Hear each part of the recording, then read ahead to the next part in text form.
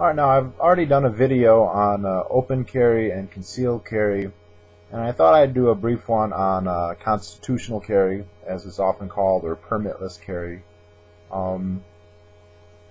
If we look at the history of concealed carry, especially not open carry really, but concealed carry, we see that 25 years ago it was severely restricted in most states. I don't know if it was banned in more than Illinois, but it was basically may issue, and in most cases relatively difficult to attain. And of course there was one exception, that was Vermont, which allowed concealed carry even without a permit. And then you saw Florida, first Florida, and then a number of other states moved to shall issue. And basically you've just seen a wave. It's taken, you have your first order states, the ones that are the most pro-gun, and then states that aren't going to be pioneers, but if Minnesota and Indiana and Ohio and Pennsylvania pass a law, it's easier for Michigan to pass it. And if Michigan can pass a law, it's easier for, I don't know, Maine and Georgia to pass it. And we've seen a very positive trend in that regard. And I think we're starting to see the same trend with permitless carry. So for the longest time, there was only one state that allowed this, and that was Vermont. And then I think it was 2006, I might be wrong on the year, Alaska transitioned into a permitless carry, and then last year in 2010, Arizona did the same thing. And now you have at least half a dozen other states that are, there's more like a dozen states that now have started introducing basically that kind of legislation. You've got at least half a dozen where it's very likely to pass at some point in the next very few years.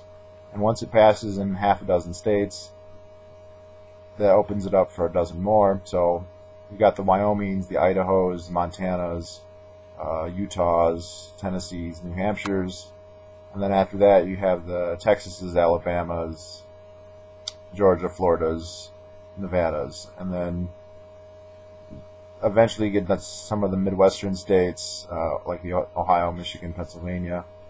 And once those pass it, then you start hitting the wall where there's the few states where gun control is still a powerful political partisan issue where it's hard to pass new stuff. But you're talking about only half a dozen states. And this is significant because it is one place where a lot of gun rights activists get a little edgy and they get a little less supportive. Part of the reason is that there's kind of become a booming business of people who offer classes for concealed carry. I know even though I don't have a concealed carry permit, I did actually take a class just because I didn't have a lot of experience with handguns before that. I knew the guy who was doing it. And a lot of these guys are pretty worried that if you transition to a permitless carry situation that they will lose business. And it's possible they might, but I mean, in a lot of senses, a lot of people are worried about getting a permit but would still like to take the class, so I don't know if that's necessarily the case. But if the instructors for concealed carry oppose a measure, it's kind of a tough sell, because then they actually are aligned with the Brady campaign. The Brady campaign has almost no political influence in the majority of states, but you put their one or two representatives and you combine them with pretty pro-gun concealed carry teachers. That's enough to convince a few people not to vote for it. But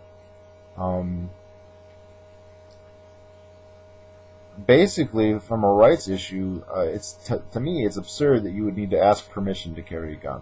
In fact, if you have to ask for permission for something, then it's not a right, it's a privilege. There's an important distinction there. If you have to go and say, hey, may I do this, then it's not a right. And the thing is it is a right. And the other that's the rights, the moral, question. And beyond that, practically, there's really no evidence that the added little barriers you have to jump through are necessary. The training you have to get is perfunctory. Doing it doesn't guarantee that you'll be trained, and even if you do it, it's not enough to stay proficient just to take the class once or whatever. So, I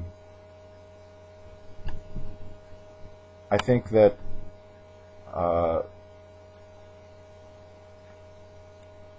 to say that you're not comfortable with the idea that people can just carry without even getting a permit and whatever, if that's how you feel, then you should really question, logically, any kind of carry or any kind of gun ownership. And so, I don't know. It's something that a lot of people are still uncomfortable with, but I think that they should really start to really look at it, because I think it's where we need to move the debate. And the other thing is, just in terms of strategy, if we are pushing to move to permitless carry, then the gun control people, rather than pushing for more gun controls, have to spend their time attempting to thwart these. It's better to be on the offensive, because then our enemies are on the defensive, and that would be all to the best. So I don't want to go too much into depth, but just make a little video on it.